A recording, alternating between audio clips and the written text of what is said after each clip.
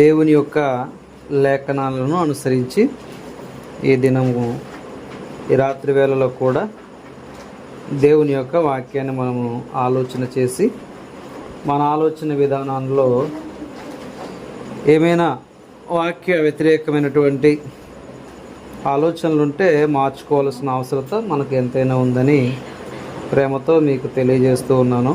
నన్ను నేను కూడా తెలియపరచుకుంటున్నాను.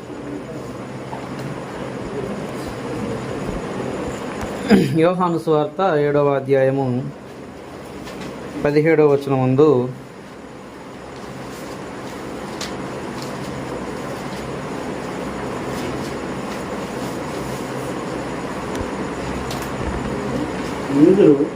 యూదులు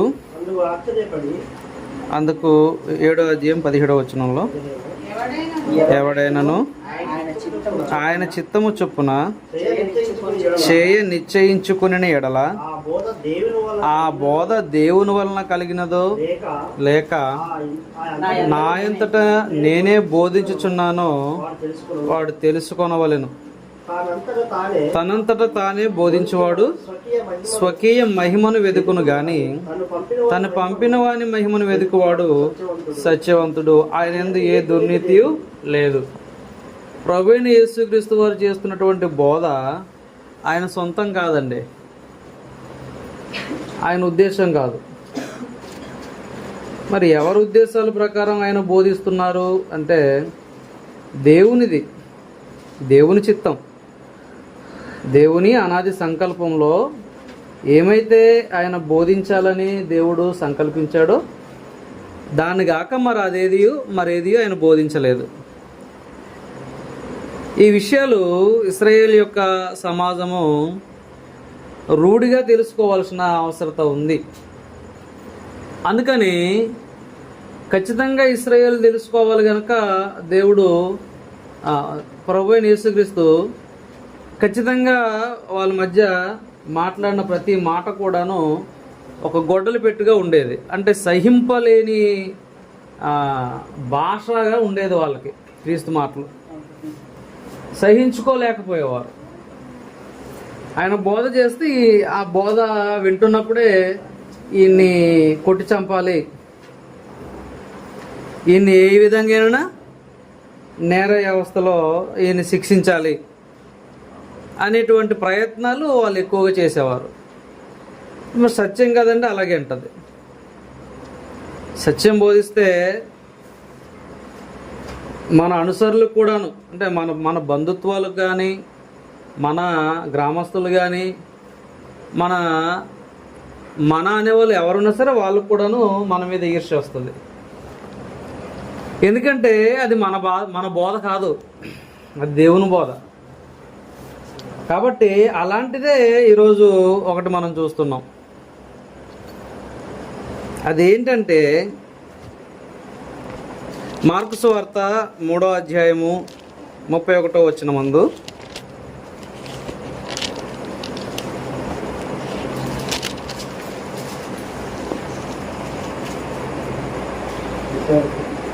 అవును ఆయన సహోదరులు తల్లి వచ్చి వెలుపల నిలిచి ఆయనను పిలవనంపిరి. అయితే జనాభా ఎక్కువ ఉన్నారు కదా, గుంపులుగా ఉన్నందున వారు ఇదిగో నీ తల్లి నీ సహోదరులు బయటకుండి నీ కోసం వెతుకుచున్నారు అని చెప్పగా ఆయన నా తల్లి నా సహోదరులు ఎవరని తన చుట్టూ కూర్చున్న వారిని కలియ చూచి ఇదిగో నా తల్లియు నా సహోదరులు దేవుని చిత్తం చొప్పున జరిగించేవాడే నా సహోదరులు నా తల్లి చెప్పాడండి. 11వ అధ్యాయము మత్తయి సువార్తలో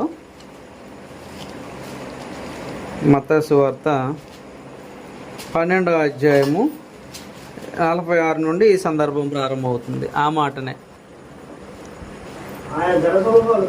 ఆయన జనసమూహములతో ఇంకా మాట్లాడుచుండగా ఇదిగో ఆయన తల్లియు సహోదరులను ఆయనతో మాట్లాడగోర్చు వెలుపల నిలుచుండేది. అప్పుడు ఒకడు, ఇదిగో నీ తల్లి నీ సహోదరులు నీతో మాట్లాడవలనని వెలుపల నిలిచి ఉన్నారని ఆయనతో చెప్పిరి. అందుకు ఆయన తనతో ఈ సంగతి చెప్పిన వారిని చూచి, నా తల్లి ఎవరు, నా సహోదరులు ఎవరు అని చెప్పి తన శిష్యుల వైపు చేయి చాపి, ఇదిగో నా తల్లియు నా సహోదరులను పరలోకమందున్న నా తండ్రి చిత్త ప్రకారం చేయవాడే. అక్కడైతే అందరినీ కలే చూచి అన్నాడు, కానీ ఇక్కడైతే క్లియర్గా చెప్పేసాడు ఏంటంటే శిష్యులు అన్నమాట. అంటే యేసుక్రీస్తు ప్రభు వారి యొక్క బోధ ఎంత ఇబ్బందికరంగా ఉంటుందంటే, సొంత తల్లి సహోదరులు అనగా తమ్ముళ్ళు వచ్చినప్పుడు వాళ్ళని ఆయన పట్టించుకోవట్లేదు, అసలు కేర్ చేయట్లేదు. ఆయన తెలీదు వచ్చినట్టు, కానీ శిష్యుల ఆ సమాచారాన్ని తీసుకెళ్తే నా తల్లి ఎవరు, నా సహోదరులు ఎవరు, ఇక్కడ దేవుని వాక్యం వింటూ నా చుట్టూ ఉన్న నా సహోదరులు నా తల్లి మీరే అని శిష్యుల వైపు చూపించి మాట్లాడుతున్నాడు అనమాట. వాళ్ళెందుకు నీ సహోదరులు నీ తల్లి అవుతారు అంటే, వాళ్ళే దేవుని చిత్త ప్రకారంగా బ్రతుకుచున్నారు. అంటే దేవుని చిత్త ప్రకారంగా బ్రతుకువారే ప్రభువైన యేసుక్రీస్తు వారికి సహోదరులు సహోదరిమణులు తల్లి తండ్రి అవుతారనేది మనం గ్రహించాలి. ఎవరి చిత్త ప్రకారం? దేవుని చిత్త ప్రకారం. అవునన్నా కాదన్నా ఈ మాట 100% నిజం. అంటే ప్రభువైన యేసుక్రీస్తు యొక్క బోధ ఎంత కఠినమైనదంటే, మన హృదయాన్ని కఠినపరుచుకొని మనం నెరవేర్చవలసినటువంటి పరిస్థితి ఏర్పడుతుంది. అలాగని కుటుంబాలను విడిచిపెట్టమని కాదు, కానీ నీవిచ్చేటువంటి ప్రియారిటీ ఎవరికి ఇవ్వాలి? దేవుని సేవకి ఇవ్వాలి అన్నాడు. అంతే, దేవుని సేవకి, సువార్త పరిచర్యకి. ఎట్టి పరిస్థితులు ఉన్నా సరే సువార్త పరిచర్య నిమిత్తమే మనం ప్రాముఖ్యత ఇవ్వాల్సిన అవసరం ఉంది. అలా ఇస్తేనే తండ్రి చిత్తం నెరవేర్చినట్టు. అలా నువ్వు ఉంటేనే ఆయన ప్రభువైన యేసుక్రీస్తు వారికి నువ్వు సహోదరుడు సహోదరి తల్లి అవుతావని మనం గ్రహించాలి. ఇప్పుడు మనం గమనించగలిగితే ప్రభువైన యేసుక్రీస్తు వారు చేసినటువంటి బోధలో మత్తయి సువార్త 10వ అధ్యాయంలో దానికి సంబంధించి మంచి మాట ఉంది. 34 మత్తయి సువార్త 10:34లో, నేను భూమి మీదకి సమాధానం పంపవచ్చునని తలంచకుడి, ఖడ్గమునే గాని సమాధానం పంపుటకు నేను రాలేదు. ఒక మనుషునికి తండ్రికి కుమార్తెకు ఆమె తల్లికి కోడలికి అత్తకు విరోధం అంటే వారి ఆలోచనలు వేరు వీళ్ళ ఆలోచనలు వేరే ఉంటాయి. ఇద్దరు దేవుని చిత్త ప్రకారంగా ఆలోచిస్తే ప్రాబ్లమే ఉండదు. మనము సువార్త పక్షాన మనం ఆలోచన చేస్తుంటాం, దైవిక కార్యక్రమం. కానీ సువార్త తెలియని వాళ్ళు, తండ్రి సంకల్పం ఎరుగని వాళ్ళు ఏం ఆలోచిస్తుంటారు? ఇది ఆమె పట్టించుకోరన్నమాట. ఏం పని బతుకుండదు, అవునా, ఇక తిరగడమే పని, ఎప్పుడు సువార్తలు అనుకుంటూ వెళ్ళడమే పని, అంతేనా? ఆ ఊరు అంటారు ఈ ఊరు అంటారు, అక్కడికి అంటాడు ఇక్కడికి అంటాడు, ఇలా తిరగడమే తప్ప ఏమైనా ఉందా పని? ఇదే అసలు పని. అసలు పని ఏంటిది? ఇదే. నీకు మానవ జీవితం ఇచ్చింది దేవుడు ఈ పని నిమిత్తమే. మనం ఏమైపోయామంటే సాతాను యొక్క ఆలోచనలో ప్రారంభం నుండి చిక్కుబడి ఉన్నాం గనక మన పని ఈ లోక సంబంధంగా జానుడి పొట్ట కోసం మనం చేసేది మన పనే, అది మనం అనుకుంటున్నాం. అవును, ఈ లోకంలో బ్రతకడానికి న్యాయంగా నీతిగా పని చేసుకోవాలి. అలా పని చేసుకొని నీతి న్యాయంగా నువ్వు బ్రతుకున్నంత మాత్రాన్ని నీకు నిత్య జీవనం రాదు.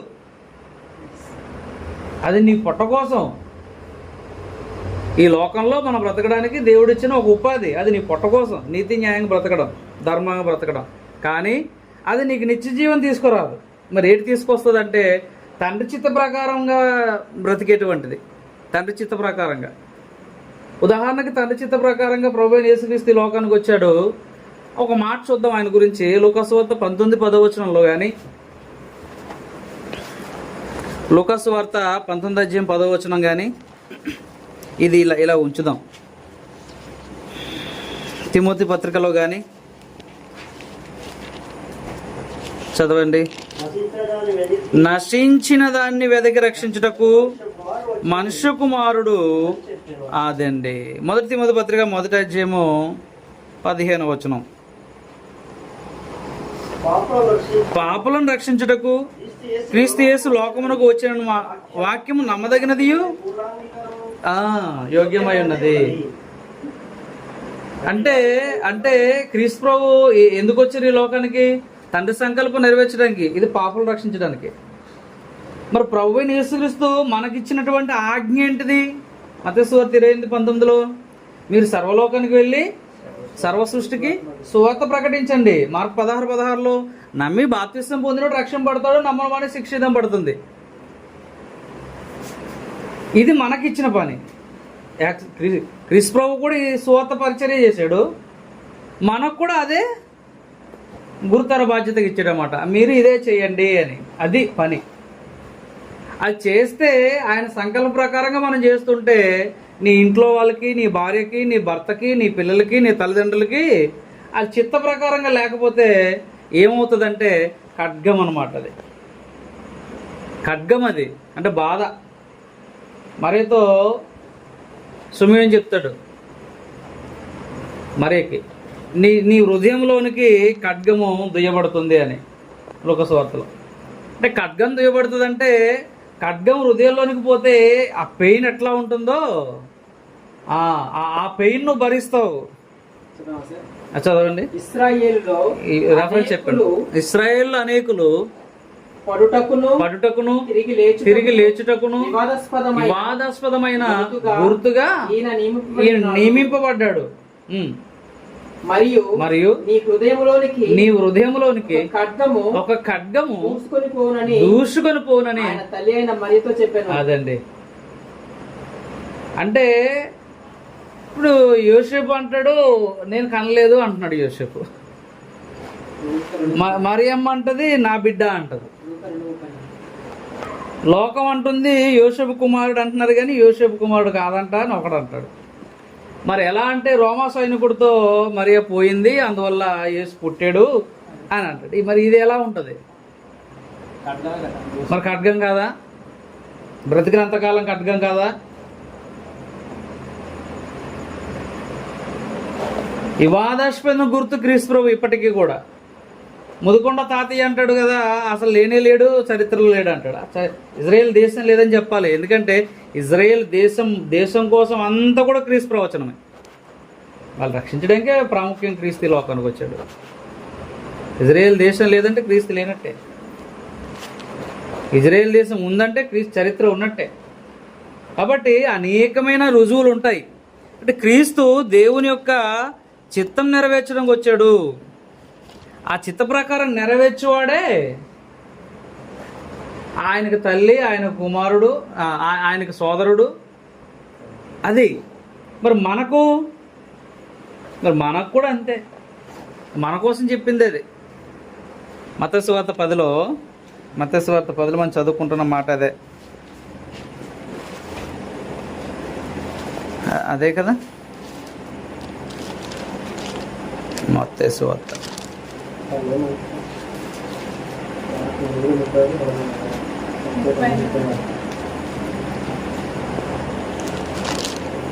ఇందుకు చదివింది 34 నుంచి 35. ఒక మనుషుని తండ్రికి, కుమార్తెకు, తల్లికి, కూతురికి, కోడలికి, అత్తకు విరోధం పెట్టవచ్చు తిని ఒక మనిషిని ఇంటి వారే అతనికి శత్రువులు అవుతురు.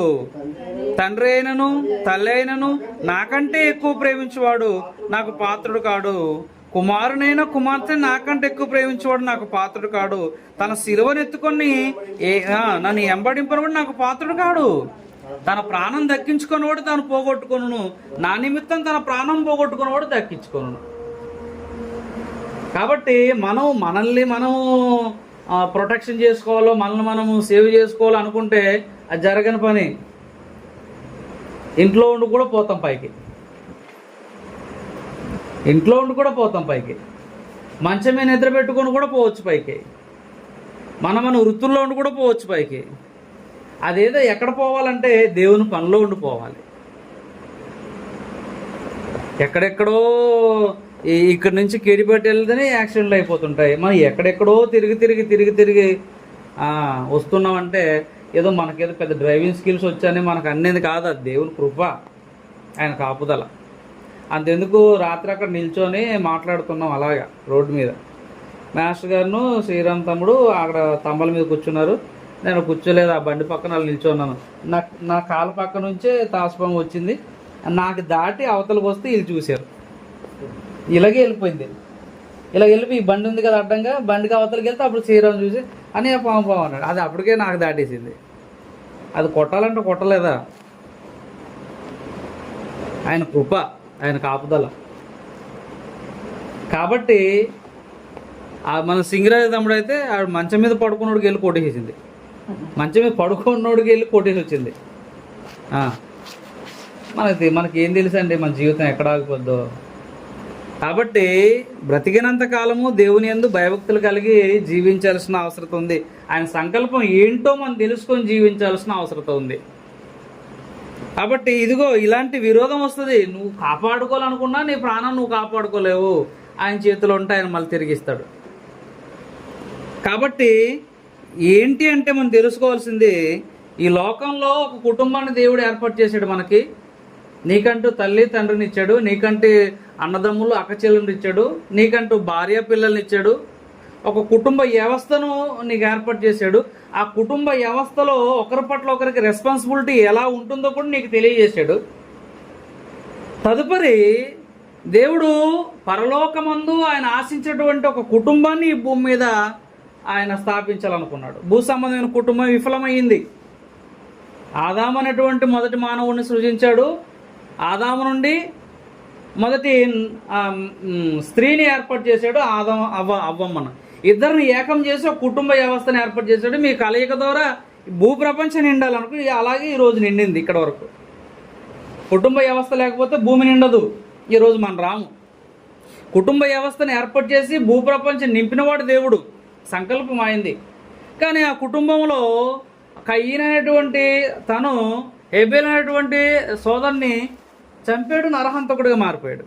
నరహంతకుడు అంటే కుటుంబ వ్యవస్థ దైవ సంబంధమైన కుటుంబ వ్యవస్థ. ఆదికాండం 3వ అధ్యాయం చూడగలిగితే దేవుడు ప్రతి చల్లపూట వచ్చి మాట్లాడేవాడు. దేవునితో సన్నిహిత సాంబంధ్యం సహవాసం ఉండేది ఆదాములకి. దేవుడు తన ఇష్టాలు తెలియజేసేవాడు. ఆదాము పేర్లు పెట్టాడు, పేర్లు పెట్టాడు ఆదాము. అవునా?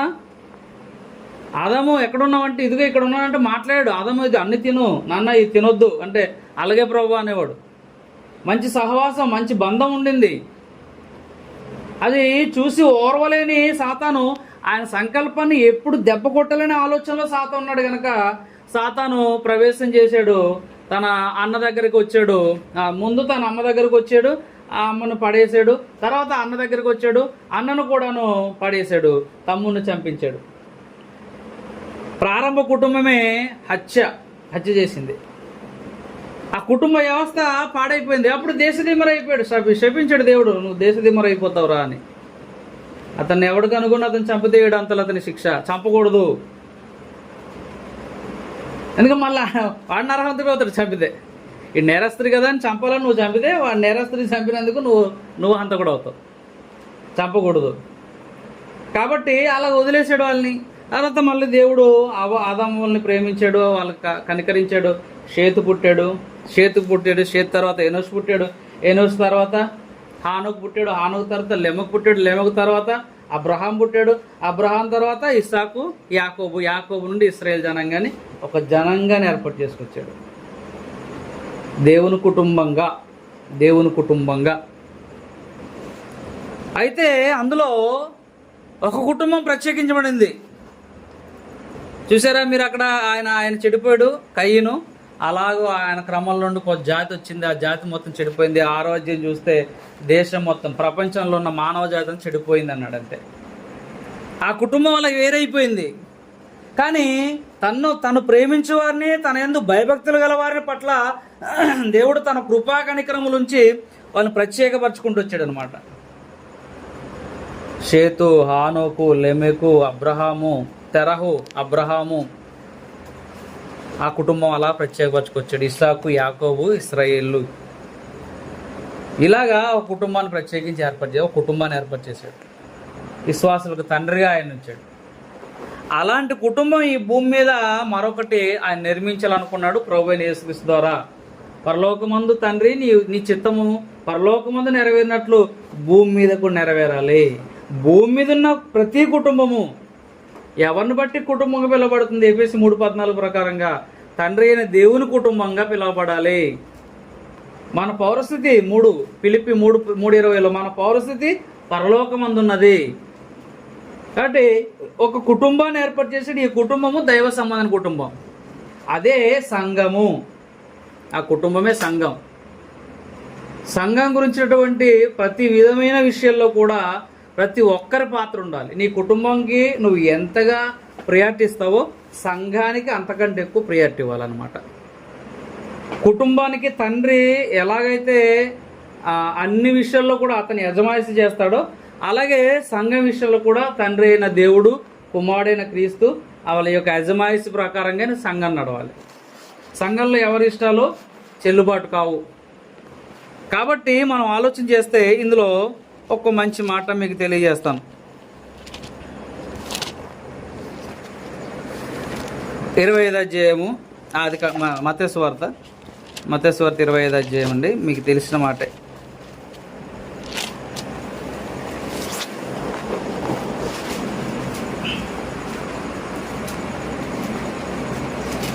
తన కుటుంబంలో ఏ విధంగా ఉండాలి సభ్యులు తెలియజేస్తున్నాడు. 35 నుండి, నేను ఆకలిగొంటిని, మీరు నాకు భోజనం పెట్టితిరి, దప్పికొంటిని, నాకు దాహం ఇచ్చితిరి, పరదేశినై ఉంటిని, నన్ను చేర్చుకుంటిరి, దిగంబరినై ఉంటిని, నాకు బట్టలు ఇచ్చితిరి, రోగినై ఉంటిని, నన్ను చూడవచ్చితిరి, చెరసాల్లో ఉంటిని, నా యుద్ధకు వచ్చితిరి గనుక. అప్పుడు నీతిమంతులు ఏమంటున్నారు? ప్రభువా, ఎప్పుడు నువ్వు ఆకలి కొనుంటివి,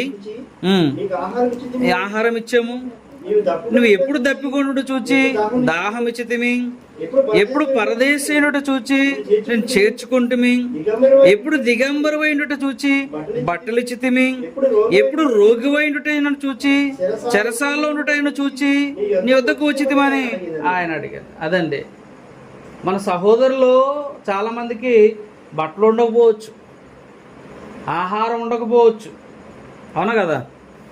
వాళ్ళ కనీస అవసరతలు, ఆహారం అనేది, గృహం అనేది, బట్టలు అనేది, కనీస అవసరతలు సమంగా ఉండకపోవచ్చు.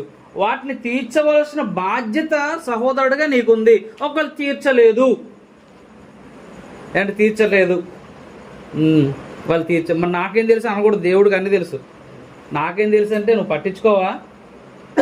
పట్టించుకోవాలి, నువ్వు గమనించాలి.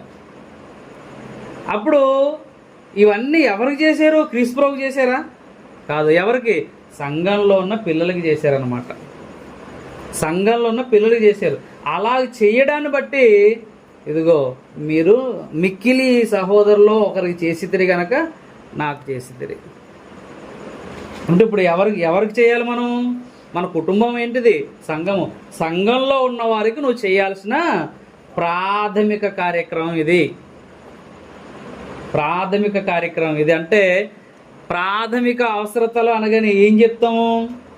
గాలి, నీరు, ఆహారం చెప్తాం చూడండి. ప్రాథమిక కార్యక్రమం అంటే సంఘంలో ఉన్న అక్రతలను నువ్వు తెలుసుకొని నీ వంతు నువ్వు చెయ్యాలి.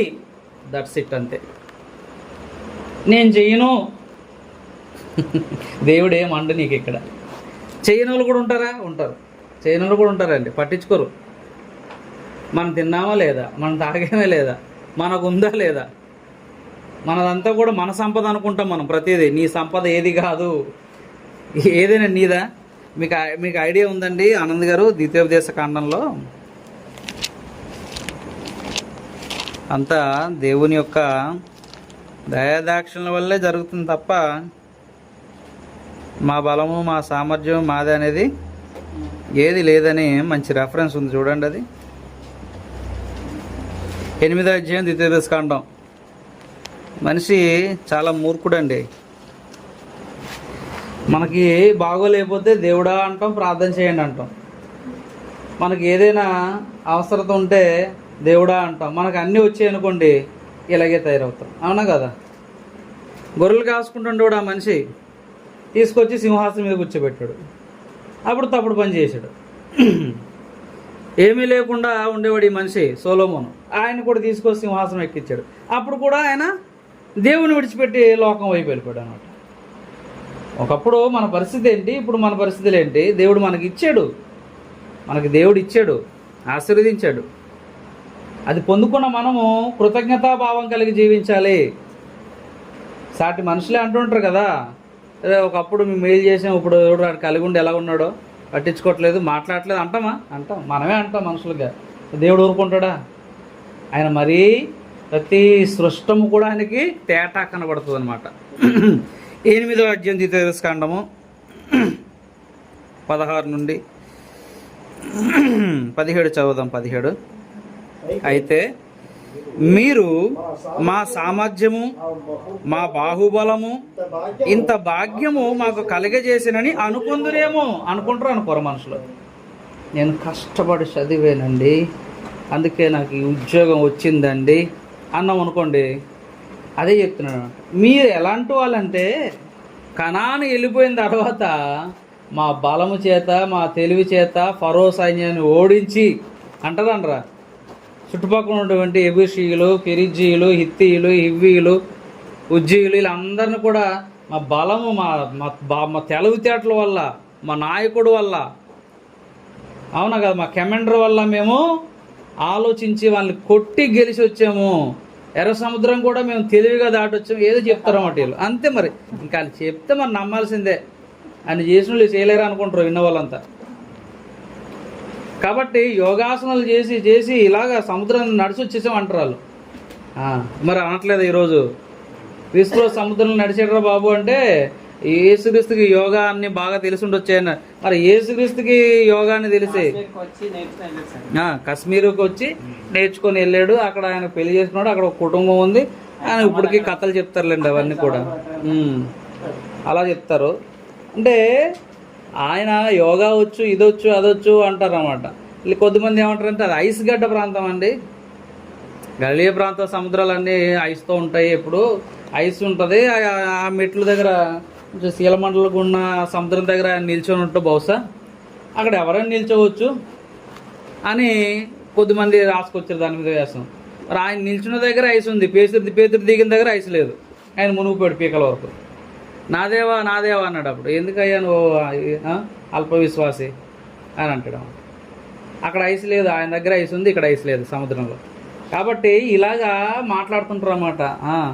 కాబట్టి ఇక్కడ ఏమనుకుంటారు వీళ్ళంటే, మీరు ఎలాంటో నాకు తెలుసు, మీ మనసు నాకు తెలుసు, ఒడ్డు దాటిన తర్వాత తెడ్డు తగలెట్టే టైప్ అనమాట మీరు. కాబట్టి అక్కడి నుంచి మేము నడిపించుకొని ఏడుస్తున్నారండి. మీరు ఆ నిర్గమకాండం చదివితే చాలా బాధ వేస్తుందండి.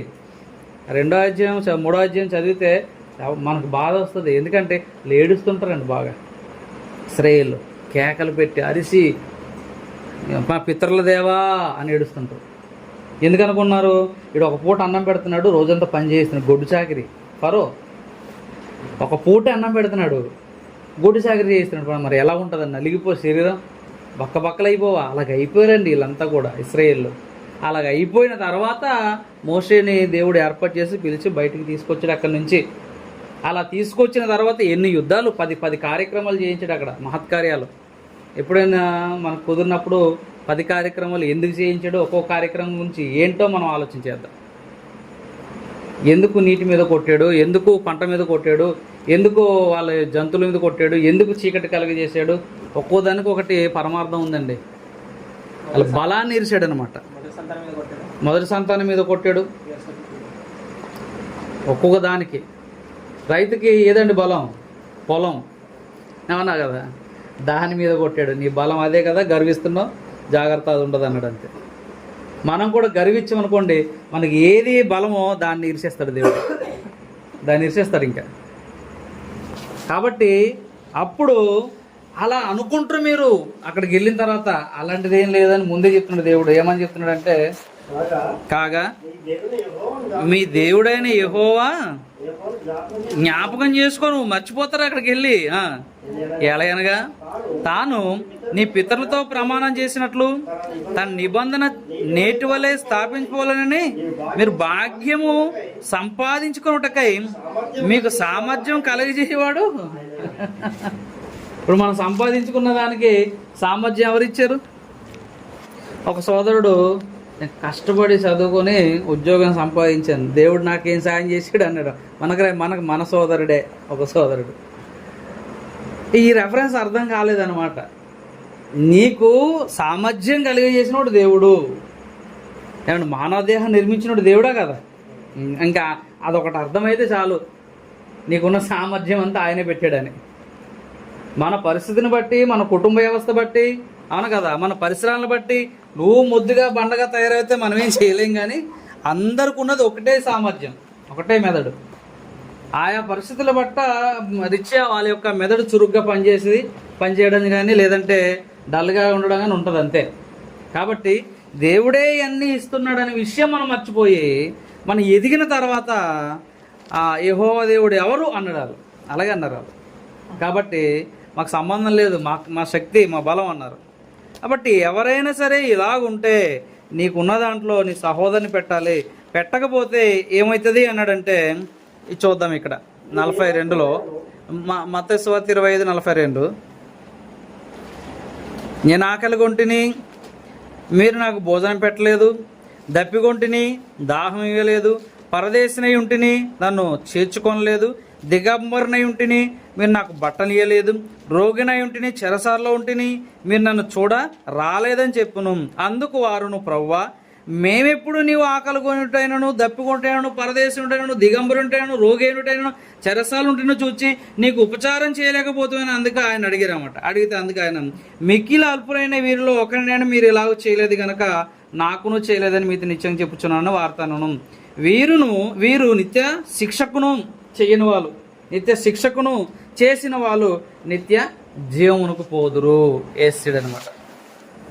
కాబట్టి ఎందుకు మనం సంఘంగా ఉండి అన్నీ చేసుకోవాలి? ఇంకా మనకి మన సంఘానికి సంపద తక్కువ, మన సంఘానికి సంపద తక్కువ. మనకి కొంచెం అందరూ సహకరించి చక్కగా సంఘానికి ఒక నిధిని ఏర్పాటు చేసుకుంటే, సంఘ బిడ్డలుగా వచ్చేవాళ్ళు ఆయా అవసరాలు, అక్కర్లో ఎమర్జెన్సీగా కొన్ని అవసరాలు వస్తాయి కదా.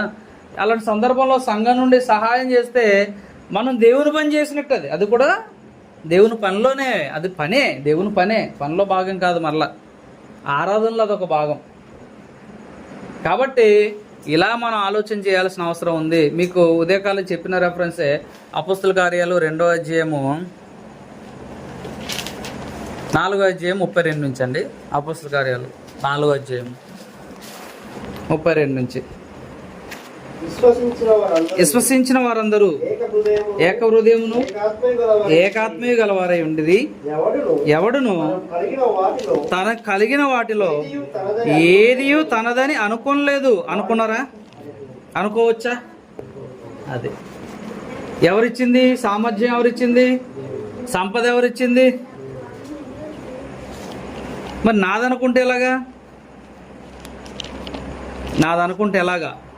చాలామంది ఏమంటారంటే, మన చేతికి ఆధారం లేనప్పుడు, చాలామంది చెప్పారండి అలాగే, ఉద్యోగం లేనప్పుడు అన్న ప్రార్థన చేయన్నా, మనకు ఉద్యోగం వచ్చిందంటే ఇది చేద్దాం అది చేద్దాం అని చెప్పేవాళ్ళండి. ఉద్యోగం వచ్చిన తర్వాత ఎవడి దిక్కులేదు మొక్కులేదు, పట్టించుకోరు ఎవరు. అప్పుడు మారిపోద్ది, మా సంపద, మా జ్ఞానము, మా బాహువు, అంతే కదా, మా తెలివితేటలు, మా ప్రజ్ఞ, ఇలా వెళ్ళిపోతారన్నమాట. అసలు ఏది నీది కాదు. వాళ్ళకున్నది ఏది వాళ్ళది అనుకోలేదు. ఇర్మియా గ్రంథంలో ఇది ఇలా ఉంచి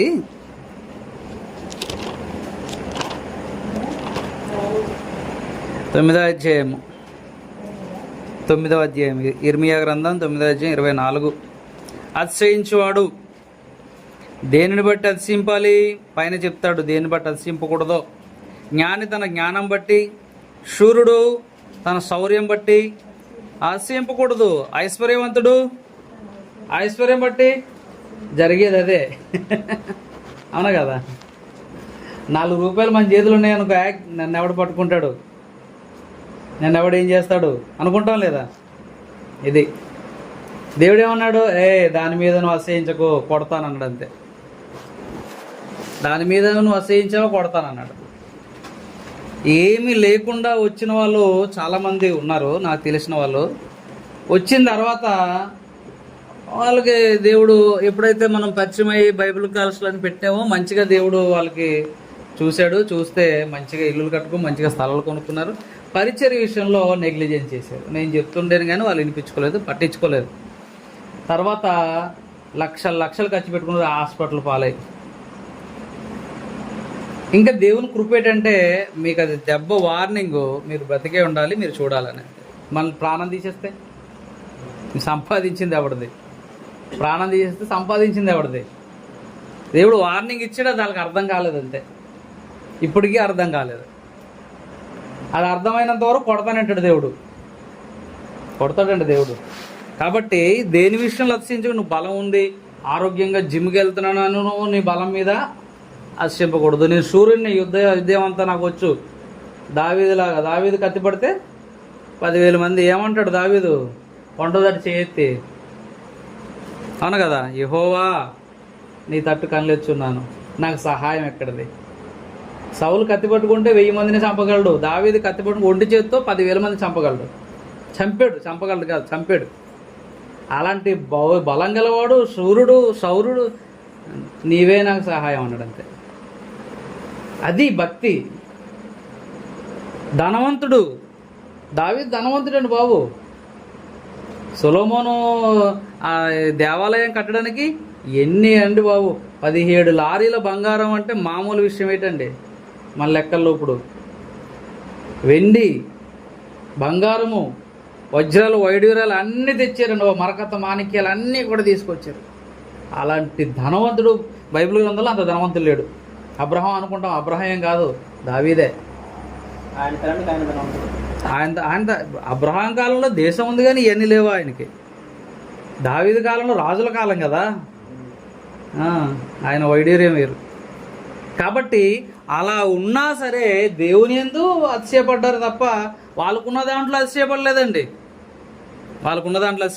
అందుకే కిందన మనం దేని విషయంలో అతిశయపడాలంటే చెప్తే 24లో అతిశయించేవాడు దేని బట్టి అతిశయింపోలు అనగా భూమి మీద కృప చూపుచు, అవును కదా, నీతి న్యాయములు జరిగించున్న యెహోవాను నేనని గ్రహించి నన్ను పరిశీలన తెలుసుకుంటున్న బట్టి అతిశయింపవలెను. అట్టి వాటిలో నేను ఆనందించేవాడను. అదండి దేవుని యొక్క దయాదాక్షిణ బట్టి బతుకుతున్నామండి అనాలి మనం. అందుకే ఎవరైనా బాగున్నారంటే మనం చెప్పాల్సిన మాట ఏంటండి? దేవుని దయ వల్ల బాగున్నాము అని చెప్పాలి. బాగున్నామండి అంటే అక్కడ వచ్చేస్తుంది అనమాట. ఏంటి బాగున్నావు? ఏదో నీ బలం ఉంది వెనకాల, దానివల్ల బాగున్నాను గర్వంగా చెప్తున్నావు. అది కాదు, దేవుని దయ వల్ల బాగున్నాం. ఎన్ని ఉన్నా దేవుని దయ. కాబట్టి ఇలాగా ప్రతీది కూడా దేవుడిచ్చిందే కనుక వాళ్ళు కలిగిన వాళ్ళ జ్ఞానం అర్థమైంది. ఏమంటున్నారు అపోస్తులు అంటే, వారు కలిగినది ఏది తమదని అనుకోలేదు. ఎందుకంటే దేవుడిచ్చింది, అది తమదని ఎందుకు అనుకోవాలి? ఏది మంది కాదు. ఇంకా చెప్పాలంటే నువ్వు ధరించుకున్న నీ శరీరం కూడా నీది కాదు, ఇది నాదని గర్వపడ్డావంటే ఇది కూడా పోయింది. ఏ గర్వం మనకు రాకూడదు. ఆఫ్టర్ ఆల్ ఈ శరీరమే మంది కాదని మనకు తెలిసినప్పుడు ఈ భూప్రపంచంలో వస్తువులు మనమని ఎలా అనుకుంటావు? నువ్వు జ్ఞానం తెలిస్తే నీ ఇల్లు నీదనుకోవు. అందుకే వాళ్ళు కలిగిన ఇల్లు నాదనుకోలేదు, వాళ్ళు కలిగినటువంటి స్థిరాస్తులు చరాస్తులు నావనుకోలేదు. వాటిని ఏం చేశారంటే అప్పుడున్న విశ్వాసుల అక్కరలు ఏమున్నాయో, అవసరతలు ఉన్నాయో, యెరూషలేములో కరువు వచ్చింది. ఆ టైంలో ఆ కరువుకి వాళ్ళకి తిండి లేదు, తిండి పంపించారు. ధనం అవసరమైతే మారకంగా ధనం ఇచ్చి వస్తువులు కొనుక్కోవాలి కనుక ధనాన్ని పంపించారు చందా పెట్టి. ఎవరికి? సహోదరులకి. ఏమీ అమ్మారు? ఇల్లులు అమ్మారు, భూములు అమ్మారు. అదే రాశాడు అక్కడ. విశ్వసించిన వారందరూ ఏకహృదయం ఏకాత్మ గలవారై ఉండిరి. ఎవడునూ తన కలిగిన వాటిలో ఏదియో తనదని అనుకోనలేదు. వారి కలిగినదంతే వారికి సమిష్టిగా ఉంది. వాళ్ళకి లేదనేం లేదు, తినడానికి తాగడానికి ఉండడానికి ఉంది. ఇదిగాక అపొస్తలులు బహుబలముగా ప్రభువైన యేసుక్రీస్తు పునరుత్థానం గురించి సాక్ష్యం ఇచ్చిరి. దైవకృప అందరి యందు అధికముగా ఉండెను. భూములైనను ఇండ్లైనను కలిగిన వారందరూ వాటిని అమ్మిన వాటి వేళ తెచ్చి అపొస్తలుల పాదం మీద పెట్టుచూ వచ్చిరి. ఎందుకంటే సువార్త చేయని కాదు, అక్కడ సువార్త గురించి ఇవ్వలేదు, సువార్తల గురించి కూడా ఇచ్చారు. కానీ ఇది ప్రత్యేకించి సోదరుల కోసం ఇచ్చిందే. అదే తర్వాత వారు ప్రతివానికి వారి అక్కల, ప్రతివానికంటే విశ్వసించిన వారికి, పైన చెప్పిడికి విశ్వసించిన వారికి అని, ప్రతివానికి వాని అక్కర కొలది పంచిపెట్టి గనుక వారిలో ఎవనికిని. అదండి. నువ్వు తింటున్నావా? రాజేష్ తింటున్నాడా? ఆనంద్ గారు తింటున్నారా? తింటున్నారు. ఆనందం అది. అయ్యో రాజేష్ పొయ్యి వెలిగించట్లేదా అంటే మరి మనం ఎలా తినగలుగుతాం చెప్పండి? అంతే కదా, మనం ఎలా తినాలి చెప్పండి? ఇది శరీరమైన మనమంతా. ఇప్పుడు కుడి చెయ్యికి ఏదో దెబ్బ తగిలింది, ఏదో కత్తి ఏదో తెగింది, ఎడం చెయ్యి ఏం చేయాలి? అది కుడి చెయ్యి కదా ఉంటుందా? నా వరకు రాలేదు కదా అనుకుంటుందా? నేను బాగానే అనుకుంటుందా?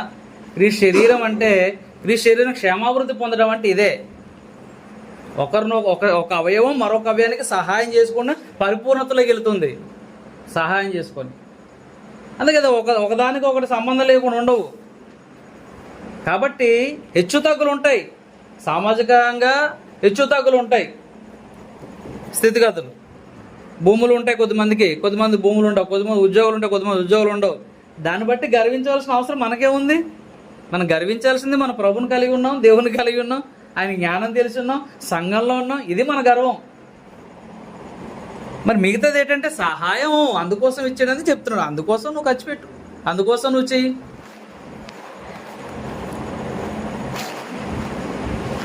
అదే మనం చేయాల్సింది ఇది. అప్పుడప్పుడు మాట్లాడుకుంటుంటాం, మాస్టర్ గారితో మాట్లాడతాను, మా మిసెస్తో మాట్లాడాను.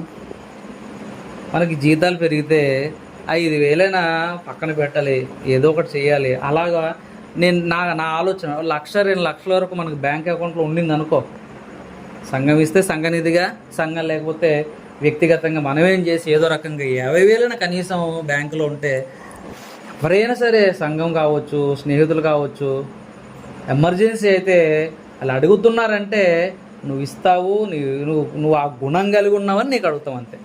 అంతే కదా. ఒకరికి అడుగుతున్నావంటే ఆ గుణం కలిగి ఉన్నామని ఆశతో అడుగుతారు. మనం లేదని చెప్పకూడదు, అబద్ధం ఆడే. లేదని చెప్పేస్తే వాళ్ళు ఎంత, వాళ్ళకున్న బాధ కంటే ఈ బాధ ఎక్కువైపోద్ది అనమాట. ఆ బాధ పక్కన పెడితే వాళ్ళ అవసరం తీరడం ముఖ్యం. అలా అవసరం తీరితే సంఘం ద్వారా వాళ్ళ సంఘానికి సహవాసానికి రావడం జరిగేటువంటి మొదటి కార్యం. అది దేవునికి మహిమ కలిగిన కార్యం. దాని గురించి మనం డబ్బులు దాచిపెట్టాలి తప్ప ఈ లోకంలో ఏదో సంపాదించి ఏదో చేసేయడానికి అవసరం లేదు. ఎందుకంటే నీ ప్రాణం కోసం నువ్వు దాచుకుంటున్నావేమో, ఆ ప్రాణము నేను ఉంచాను అన్నాడు. నీ ప్రాణం కోసమే నువ్వు బట్టలు కొనుక్కోవాలన్నా, బంగారం కొనుక్కోవాలన్నా, ఇల్లు కొనుక్కోవాలన్నా, భూములు కొనుక్కోవాలన్నా, ఏమి సంపాదించి ఏది చేయాలన్నా, ఏది పెట్టాలన్నా నీ ప్రాణం గురించే నువ్వు ఆలోచిస్తున్నావు కనుక నీ సుఖం కోసం అదైతే ఉండదు అన్నాడు. అంతే. ఎంత భయంకరం అన్నమాట. అలా కాకుండా నువ్వు క్రీస్తు సంఘం గురించే నువ్వు ఆలోచించేస్తున్నావా, అయితే నువ్వు దక్కించుకుంటావు అన్నాడు. నేను కాపాడుతాను, నీకెందుకు అన్నాడు. కాబట్టి సంఘము ఇట్టి కార్యాలు చేయాలి. ఇదే క్రీస్తులో చెప్పింది. ఎవరు నా తల్లి, ఎవరు నా సహోదరులు, దేవుని చిత్త ప్రకారం చేస్తున్న మీరే కదా నా సహోదరుడు, నా తల్లి.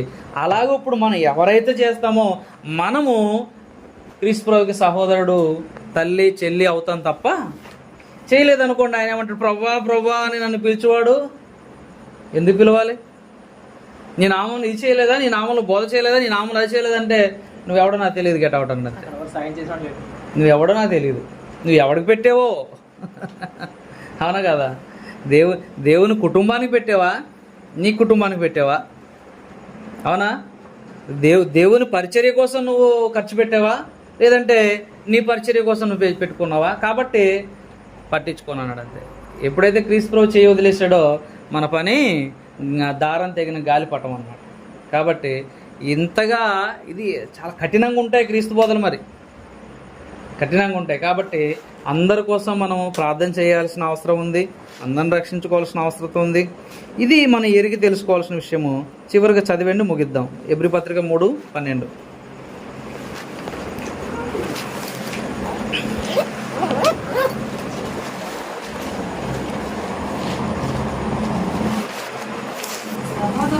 సహోదరులారా, జీవము గల దేవుని విడిచిపోవుట,